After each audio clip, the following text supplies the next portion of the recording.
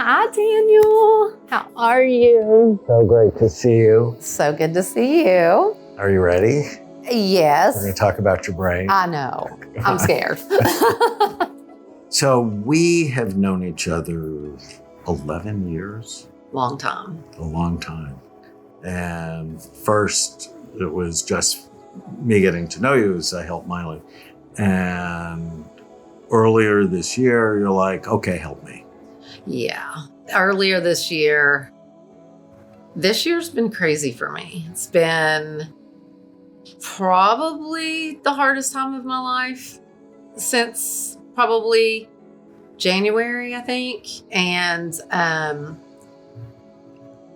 got to that point because, Miley and I are so close that she's always been like one of my biggest supporters.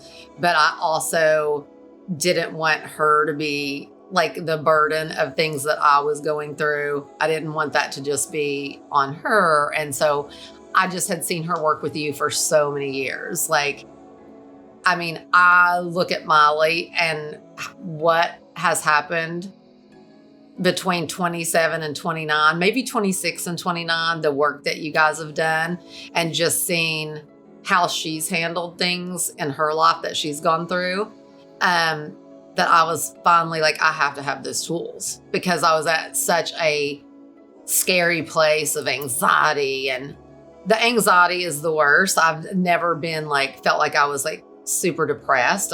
Depression wasn't it. It was just more fear, anxiety, and the fear of that never getting better.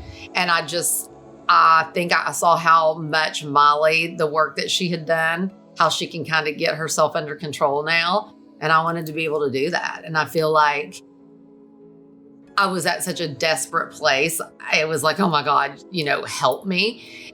And now looking back, I really do see, I say to Miley all the time, oh my God, what would we do without Daniel? And she was like, I don't know, because I felt like it was such a lifeline. And I'm kind of really proud of myself looking back on it, because I actually do remember one day I begged you to put me into a mental institution. And you were like, now that's not going to help either one of us. And I'm like, really? Because I really feel like maybe I need to be there. Yeah, and people think that'll fix something. But I I wanted to just be sedated. Just put me out of my misery. Yeah, but you become like the people you spend time with. Yeah. And going into a psychiatric hospital is very stressful, all on its own. And I have your brain. Right. So I knew what we needed to do was lovingly calm it down. Yeah. But a lot was going on. Yeah, I think for me, first of all, I lost my mom in 2020 during COVID, and she was my best friend. I always knew when something happened to my mom, it would probably be the hardest day of my life, of course, unless something happened to one of my children. So you were adopted. I was. And you were adopted at birth? At birth, yeah. And you were adopted by some very nice people. Oof. I was adopted by the most incredible human beings I've that's why for me, I'm a very strong believer, and I'm a Christian, and I just always talk about that God just really truly had me in his hands my whole life. When he laid me in the hands of my adoptive parents, it definitely changed my entire world for the better, because I literally could not have had better parents. They were amazing. And later you met your biological parents, and that didn't go great. And made you more grateful for your adopted parents. Yes, especially after meeting my birth father. It was just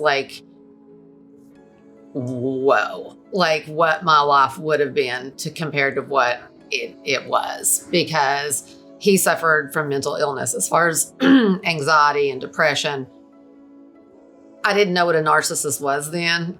Narcissist. And I just realized what that other life could have been, because it wasn't good.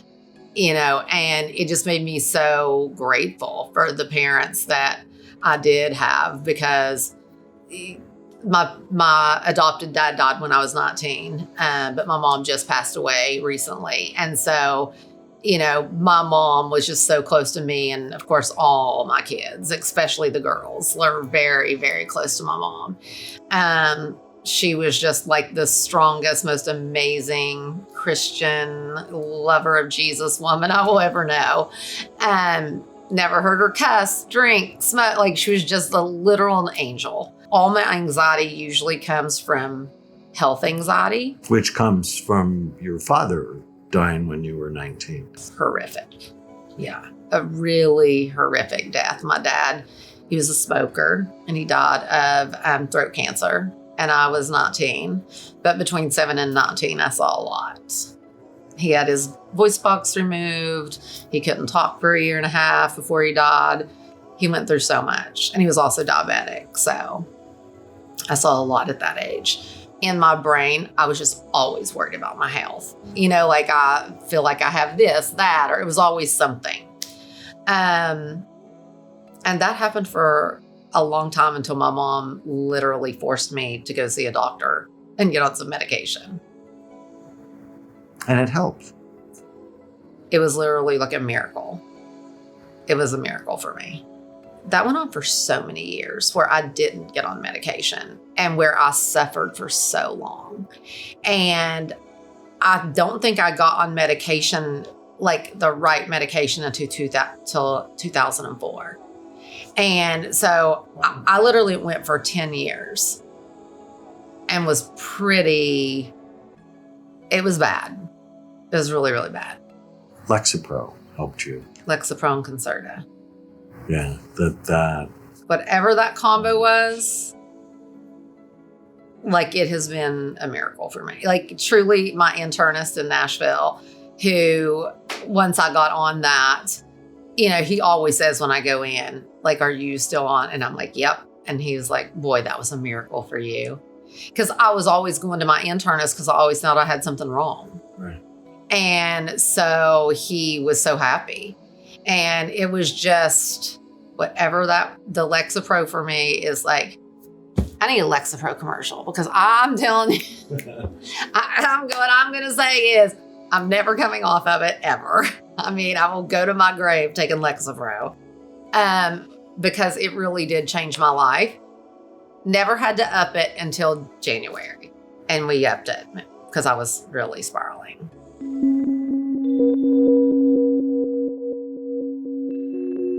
You are actually a very functional person. I am. Right? To help Miley all those years. But even on your own, you have sold a number of shows, that you're working as a developer and executive producer. Yeah. Which is sort of exciting, I think. It's very exciting. And no, it's funny because in those ways, I feel like I'm highly functional. It's more anything personal. Does that make sense? Mm-hmm. Like, as far as like managing Miley, which is, in the beginning, it was just me. And when she started Hannah Montana, like, I'd never done this before, and I kind of just got thrown in the deep end. And thank God that's right before that's why I got on Lexapro and Concerta, is because when she was auditioning and we were having to fly back and forth from Nashville, there were times I would get to the plane and could not get on it. And either my mom or Brandy, my oldest daughter, would have to bring her. And I just would feel so horrible. And then when, we were kind of getting down to the nitty gritty of the final two, was she going to be Hannah Montana? And I started realizing, like, if she gets this, like, holy crap, what am I going to do? Like, I got to get it together. And so that's when I finally went to the doctor and just knew that I had to get the situation under control. And he put me on Lexapro and Concerta. And within, I think, 4 to 6 weeks, probably, my whole life had changed. And Miley did get Hannah Montana, and we were moving to Los Angeles. And I look back and just know that there is no way that I really could have done that without getting the help that I got, for sure.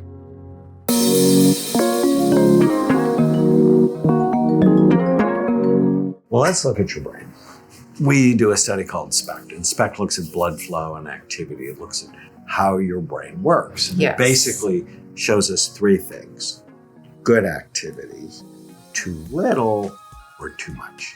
And then my job is to balance it. The image on the left looks at the outside surface. It should just be full, even, and symmetrical. Yours, as we'll see, is really healthy. The image on the right, blue is average activity. Red is the top 15%. White is the top 8%. So Wow. white is the super hot spots in the brain, which should be in the back bottom part of the brain, an area called the cerebellum, because it has half the brain's neurons. And when we look at yours, the image on the left is healthy, full, symmetrical. The image on the right is busy. And when you see the arrow is pointing to a very interesting part of your brain called your basal ganglia, which is the anxiety center in the brain. And just to the outside of that is called the insular cortex, which is also involved in predicting fear, in angst, in feeling uncomfortable, and a lot of physical body sensations are theirs. And yours is just working too hard. And so you feel stress acutely in your body. And you usually feel it in your gut. It's my tummy. And like I'll feel that the anxious, but it always is always my gut. Always. And I know I had Miley see Dr. Cornish. Did I ever have you see Dr. Cornish? She's really great. I should do that. Somebody should assess your gut bugs. I would love in that. your microbiome. Because you'll love her. She's Okay, awesome. great. But sometimes with all the stress, did you have many antibiotics when you were a kid? So many. I had strep throat all the time. Really? So. And I'm deathly allergic to penicillin, which I got and found out I was deathly allergic to penicillin. So, but up until I had that reaction, they would give me penicillin shots, and it was mostly Z-Packs, but I don't remember that as a kid. It was more like, but I had a lot of antibiotics. So in your gut, there's 100 trillion bugs.